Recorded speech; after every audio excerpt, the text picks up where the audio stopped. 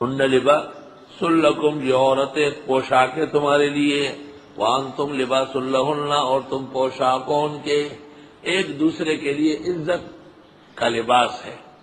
میاں بیوی ایک دوسرے کے لیے لباس ہے۔ عورت کے عیوب مرد چھپاتا ہے اور مرد کے عیوب عورت چھپاتی ہے۔ مرد کا عیب شہوت، عورت کا عیب شہوت، وہ ایک دوسرے کو مل کے پورا کرتے تو لباس ہے۔ جیسے لباس نے ہمارے جسم کے داغ دھبے سب چھپائے ہوئے ہیں، اور گرمی سے بچانے کے لیے علیحدہ لباس، سردی سے بچانے کے لیے علیحدہ لباس۔ اسی طرح میاں بیوی ایک دوسرے کے ضروریات بشریہ اور انسانیہ پورا کرنے کے لیے زندگی کے حصے ہیں۔ اور جس طرح لباس کی وجہ سے انسان حسین ہے، اور اگر لباس نہ ہو تو اس میں اور جانور میں کوئی فرق نہیں ہوگا، اس طرح اگر بیوی اور بیوی کی ضروریات اور بیوی کے ساتھ جو تعلق ہے اس میں کمی کوتاہی ہو تو اس قدر ہی انسان کو تکالیف پیش آئے گی۔ بہت عجیب و غریب لفظ استعمال کیا، لباس۔ تم ان کے لباس ہو، تمہارے لیے لباس ہے، لباس بقدر ضرورت، لباس للحیا، لباس للتستر، لباس لدفع شہوہ، لباس لستر العیوب والقبائح، لباس ہے ایک دوسرے کے لیے۔ اس لیے حدیث میں ہے لعنت ہو اس شخص پر جو بیوی کی باتیں لوگوں کو سنائے، اور لعنت ہو اس عورت پر جو مرد کی باتیں عورتوں کو بتائے۔ بعض بہت زیادہ فلمی قسم کے اخلاق والے لوگ ہوتے ہیں، بازاری، وہ باتیں جن کا پردہ فرض ہے وہ بھی فاش کرتے رہتے ہیں۔ یہ ناجائز اور حرام اور گناہ کبیرہ ہے۔ اللہ، وہ ہمارے ہاں ایک خاتون کی شادی ہوئی تھی ہماری یاداشت سے بہت پہلے، اور ہماری یاداشت میں پھر وہ بوڑھی ہو کے مر گئی تھی، تو اس کا خاون فوت ہوا۔ خاون جب فوت ہوا پہلے تو کسی نہلانے والے غاسل، وہاں لوگ خود ہی نہلاتے ہیں مردوں کو، اس نے دریافت کیا کہ اس شخص کا تو عضو جسم نہیں تھا،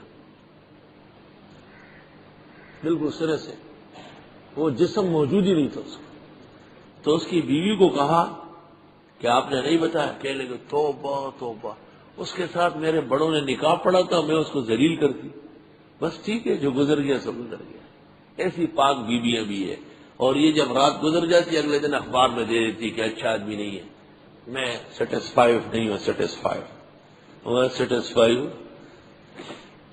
تو انسان کو کوئی موقع دے، عزت کا خیال رکھے، اللہ تعالیٰ گھر آباد کر دیتا ہے۔ ابن علی سینا نے لکھا ہے 3 کام آدمی کرے دنیا کے اندر کوئی نامرد نہیں رہے گا: پانی کم کر لے اور دودھ زیادہ پیے، اور ناشتے میں مرغی کے انڈے کا استعمال کرے،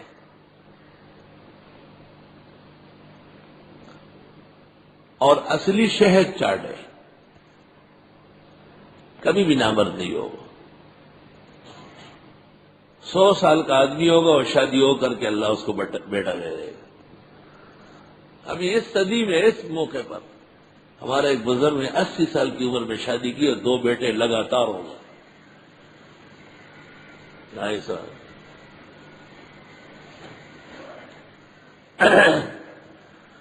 3 کام جو شخص کرے گا اللہ اس کو کبھی بھی نامرد نہیں چھوڑے گا۔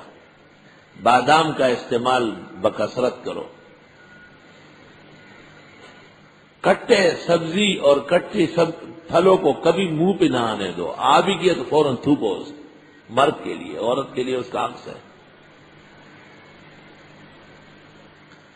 اور پیٹ میں بھوک رکھے، پیٹ کو کھانے سے بوجھل نہ کرے، اور اعلیٰ سے اعلیٰ خوشبو کا استعمال کرے۔ جب اللہ نے توفیق دی بہترین خوشبو کہ اس سے زیادہ اعلیٰ ممکن نہ ہو۔ یہاں تک ابن علی سینا نے لکھا ہے تنقیحات میں کہ اگر آپ کو بھوک لگی ہے اور آپ کے پاس 2 پیسے ہیں تو 1 پیسے کے بادام لے لے اور دوسرے پیسے کی خوشبو خریدے، کھانا وانا نہ لے رہے، بس یہی کھانا ہے۔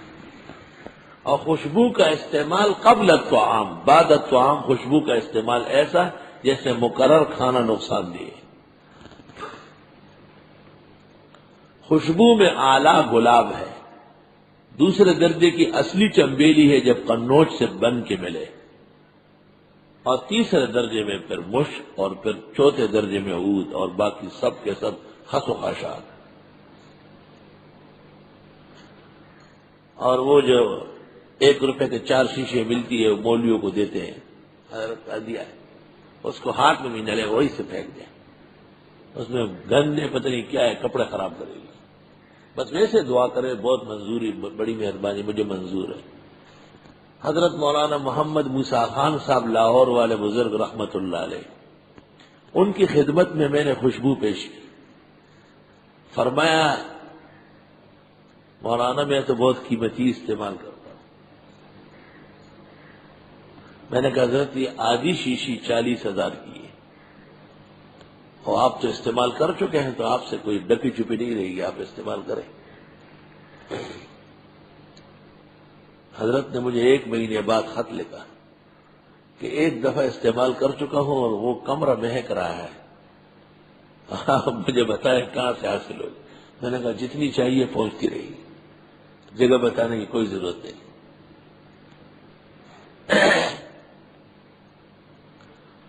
الحمدللہ۔ ہن لباس لکم، یہ عورتیں تمہارے لیے عزت کا پوشاک ہے، وانتم لباس لہن، اور تم ان کے پردہ پوش ہو۔ علم اللہ انکم کنتم تختانون انفسکم، جانتے ہیں اللہ بے شک تم خیانت کرتے ہو اپنے ساتھ، یعنی حالت صوم کے بعد لیلۃ الصوم میں بیویوں سے ملتے ہو، حالانکہ اجازت نہیں ہے۔ فتاب علیکم، بس اللہ نے تمہاری توبہ قبول کی، وعفا عنکم، معاف فرما دیا تمہیں۔ وہ شدت کہ رمضان المبارک کی راتوں میں بھی نہیں مل سکتے، فرمایا صحابہ تم سے غلطی ہو گئی، امت کو میں نے معاف کر دیا۔ صحابہ کی غلطی ہماری معافی کا سبب ہے، اس لیے صحابہ شکریہ کے مستحق ہیں، رضی اللہ عنہم وارضاہم وجعل الجنۃ مثواہم۔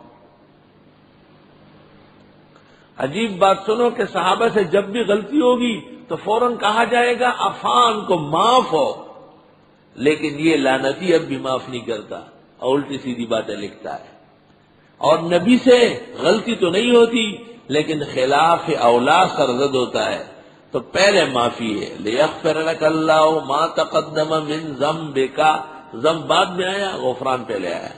عفا اللہ عنک لما اذنت لہ، معاف تو ہو، کیوں اجازت دے رہے ہیں؟ دیکھو معافی کا اعلان پہلے، فرق دیکھو قرآن کے آداب، نبی کے لیے پہلے معافی، پھر وجہ بتاتے کہ ایسا نہیں کرنا چاہیے، اور صحابہ کرام کو وجہ بتا دی کہ یہ گناہ، یہ جرم، لیکن ہو معاف، وَلَقَدْ عَفَا اللَّهُ عَنْكَ، بالکل معاف۔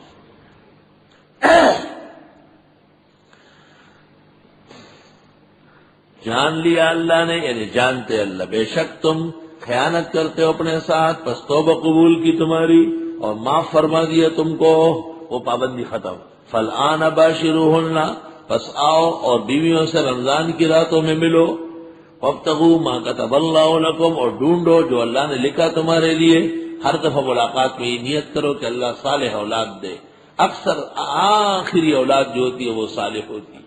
ترمذی شریف میں ہے تم جب بھی بیوی سے ملو نا امید نہ ہو، اور ممکن ہے کہ وہ آخری اولاد جو سب سے اچھی ہوتی ہے وہ اللہ تمہیں نصیب کر لے۔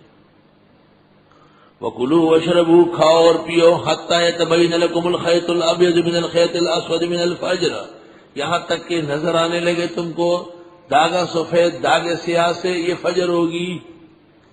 بعض صحابہ نے وہ داغے لے لیے کالے اور سیاہ، سفید، اور اس کو دیکھتے گئے، کھاتے گئے۔ حضرت کو پتہ چلا، فرمایا نہ، سیاہ داغے سے مراد رات کی ظلمت و اندھیرا، اور سفید داغے سے مراد سفید سحر۔ تو صحابہ کرام بھی قرآن کریم بغیر حدیث رسول کے نہیں جانتے تھے۔ تو یہ لکھنا کہ قرآنی علوم کے لیے تفصیلات نہیں چاہیے، بلکہ نارمل کنڈیشن کا عربی پروفیسر کافی ہے، غلط لکھا ہے۔ ثم اتموا الصیام الی اللیل، پھر پوری کرو روزے کو رات تک، پورا کرو روزے کو رات تک، یعنی دن ختم ہونے کے بعد جب رات شروع ہوتی ہے تو روزہ توڑ دو، کھول دو. کیوں؟ کیونکہ دن کا روزہ تھا وہ مکمل ہو گیا، رات کا روزہ نہیں. اس لیے اہل سنت رات آتے ہی عجلت کے ساتھ افطار کرتے ہیں، خلاف للروافض الکذابین کہ وہ 15-20 منٹ کے بعد افطار کرتے ہیں. حدیث شریف میں ہے تم خیر پر رہو گے جب سحری میں دیر کرو اور افطار میں عجلت کرو.